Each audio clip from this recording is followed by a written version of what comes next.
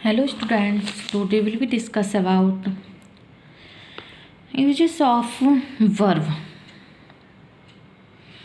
आज हम कुछ some typical verbs and verbal phrases के बारे में बात करेंगे। फर्स्ट वर्ब है हमारी बी। वर्ब भी अन्य क्रियाओं से कुछ भिन्न है। अन्य क्रियाओं की अपेक्षा इस क्रिया के रूप भी अधिक हैं और प्रयोग के प्रकार भी। अतः इस क्रिया पर आधारित वाक्यों का अनुवाद यहाँ अलग से समझाया जा रहा है। ओके, देखिए इसके अंदर क्या आते हैं, ये आर एम वॉज वर आदि, ये सब क्या है हमारे बी में आते हैं। ओके, वर्ब बी का प्रयोग 3 प्रकार से होता है। फर्स्ट हेल्पिंग वर्ब के रूप में करते हैं, जैसे आई एम राइटिंग। इसका प्रयोग जो है हमने यहाँ पर किया है एम, जो कि बी में आता है।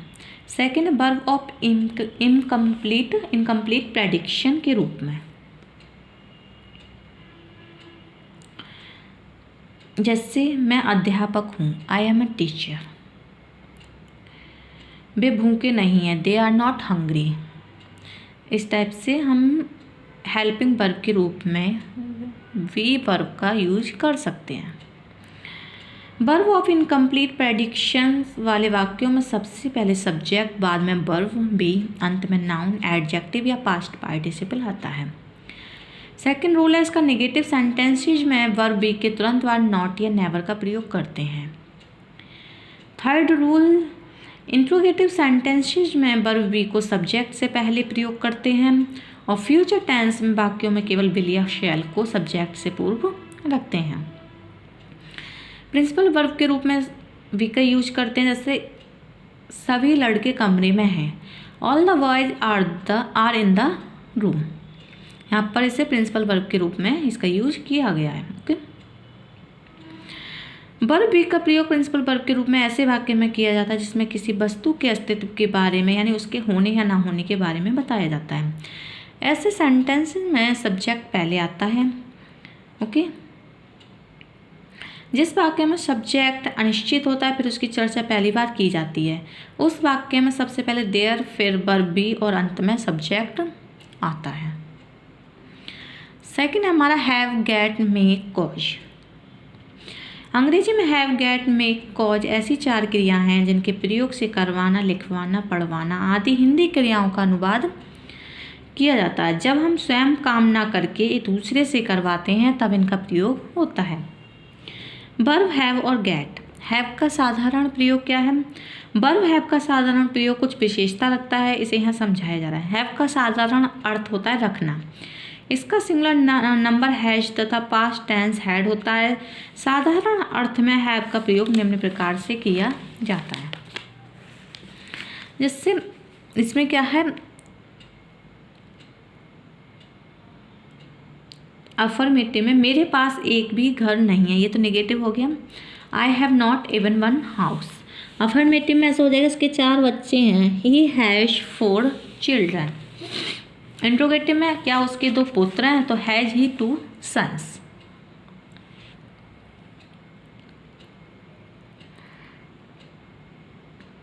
हैव और गेट का कॉजेटिव प्रयोग।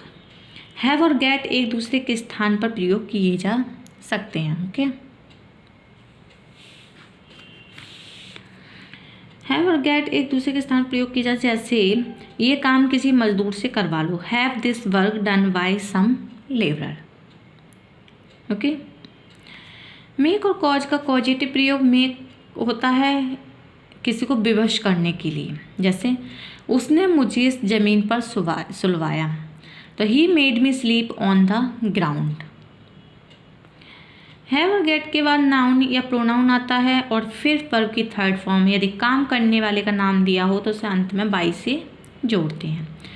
मेक और कॉज के बाद काम करने वाले का भी नाम दिया जाता है तो उसे अंत में बाई से जोड़ते हैं। नेक्स्ट है हमारा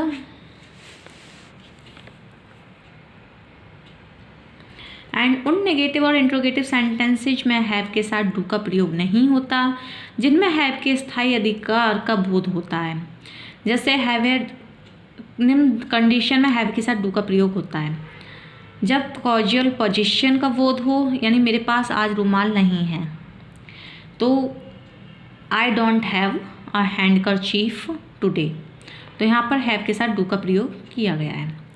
जब किसी भोजन की बात की जाती है ओके, तब भी इसका यूज किया जाता है, यानी वह मध्याह्न से पहले लंच नहीं करता, तो he does not have lunch before mid day. या फिर हैव का प्रयोग अनुभव करने के अर्थ में किया जाता है, जैसे उन्हें परेशानी नहीं हुई है, they did not have trouble. जब हैव का प्रयोग पॉजिटिव हो, जैसे क्या तुमने वह पेड़ कटवाया, तो did you have that tree cut. Next हमारा can, could, may, might. Can का पास्ट टेंस कुड और मेक का पास्ट टेंस माइट होता है। दोनों का प्रयोग सकने के अर्थ में होता है, परंतु कुछ भेद भी है। नीचे के उदाहरणों में भावांतर कोष्ठकों में दिया गया है। जैसे मैं अंग्रेजी पढ़ सकता हूँ, I can read English.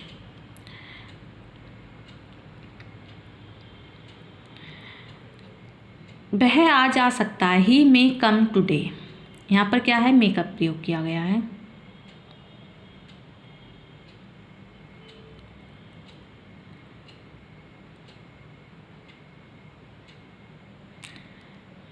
Okay,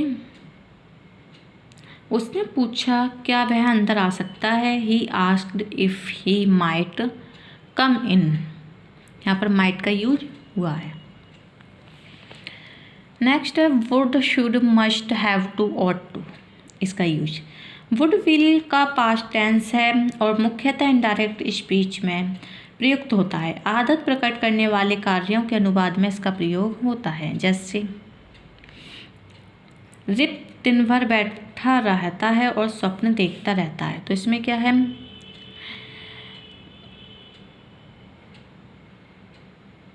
rib would sit all day and dream.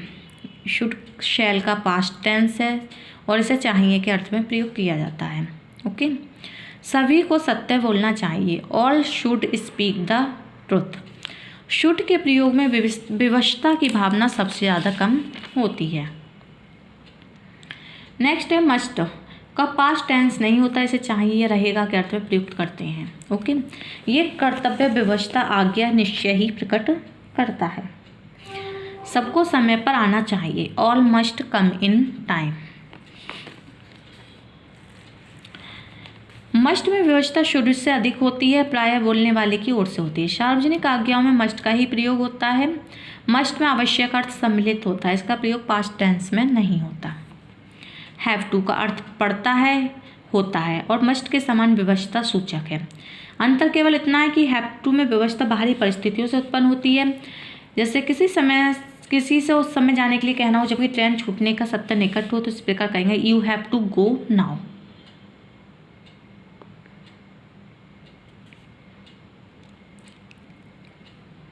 Okay,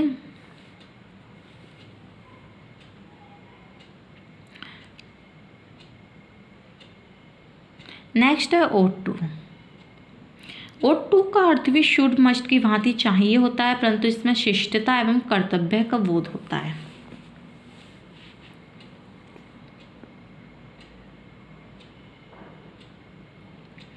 हमें अपने बड़ों का आदर करना चाहिए, we ought to respect our elders, यानी विद्यार्थी को कठिन परिश्रम करना चाहिए, student ought to work hard.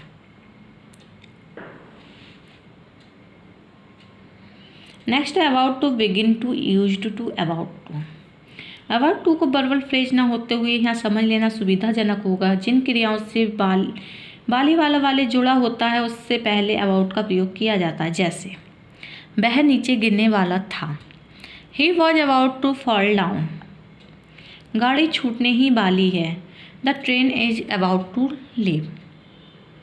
Begin to का यूज कहाँ किया है, जिन क्रियाओं में लगता, लगती, लगा, लगे जुड़ा हो उन्हें पहले बिगिन टू का प्रयोग किया जाता है, जैसे वह मुझ पर हंसने लगता है, he begins to laugh at me, यानी वे तेज दौड़ने लगी, they began to run fast. Begin to के बाद क्रिया की फर्स्ट फॉर्म आती है, यूज्ड टू। जिन क्रियाओं में करता था, करती थी जुड़ा होता है, इससे आदत का पता लगता है और यूज्ड टू का प्रयोग किया जाता है, जैसे वे वहाँ खेला करते थे, they used to play there. Use to का प्रयोग केवल पास्ट टेंस में होता है, प्रेजेंट में नहीं होता। Okay, next become, go on, keep on, become. Become का अर्थ होता है, इसका पास्ट टेंस बिकेम है, जिन्हें वाक्यों में एडजेक्टिव के बाद हो जाता है, हो गया आता है, या इनमें बिकम या बिकेम का प्रयोग किया जाता है। जैसे वह कभी कभी पागल हो जाता है, ही गेट्स मेड समटाइम्स। वह मुझसे नाराज हो जाता है, he gets angry with me. Go on और कीप ऑन का प्रयोग कंटिन्यू के अर्थ में प्रयोग किया जाता है। जैसे वह घंटों पढ़ता रहता है, ही गोज ऑन या keep on reading for hours together. Go on और कीप ऑन के बाद प्रेजेंट पार्टिसिपल आईएनजी आता है। कीप ऑन के स्थान पर केवल कीप का प्रयोग होता है। Dare, need, dare. डेयर का अर्थ होता है साहस करना। जब डेयर के बाद नॉट आता है तब सिंगुलर नंबर में भी डेयर में एस नहीं लगाते और इसके बाद आने वाले इन्फिनिटिव में टू नहीं लगाते। वह यहाँ आने का साहस नहीं करता है, तो क्या होगा, he dare not come here. यहाँ पर डेयर के बाद नॉट होता है। ओके, जब सिंगुलर शब्द हो तो उसमें डेयर में एस नहीं लगाएंगे और इसके आने वाले इन्फिनिटिव में भी टू नहीं लगाया जाता। नेक्स्ट है नीड। नीड का साधारण अर्थ आवश्यकता अनुभव करना होता है। जैसे मुझे पैसे की आवश्यकता है, आई नीड मनी।